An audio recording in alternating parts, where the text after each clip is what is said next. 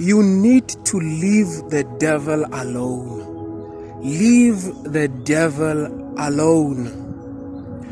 You know, there is a saying that the more you focus on problems, the more your problems grow. The more you focus on your problems, the more problems you have.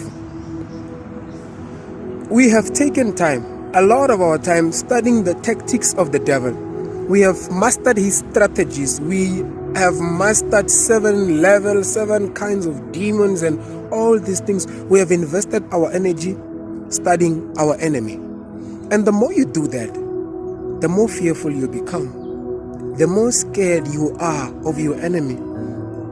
Did you notice in the book of Samuel, when the children of Israel were supposed to fight Goliath, you know that the battle lasted for 40 days. The guys would go for battle. They would line up with their swords and spears and everything.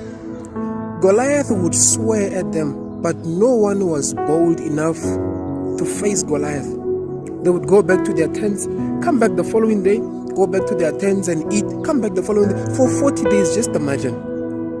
When you read the passage of scripture, when it explains Goliath, you will see the problem there.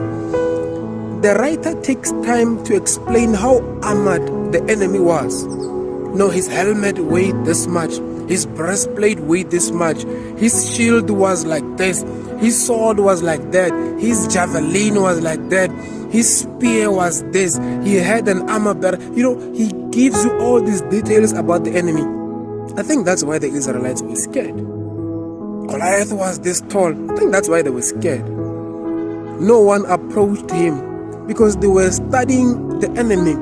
David comes after 40 days. David is not even looking at Goliath.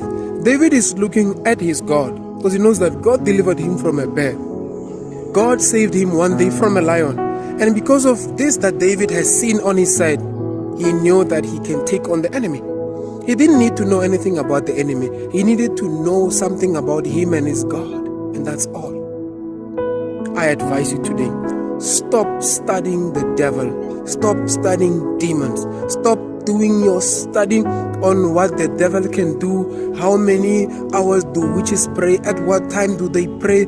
How many rituals do they do? Leave all those things and focus on your God. The only knowledge you need is the knowledge of God, and all is well.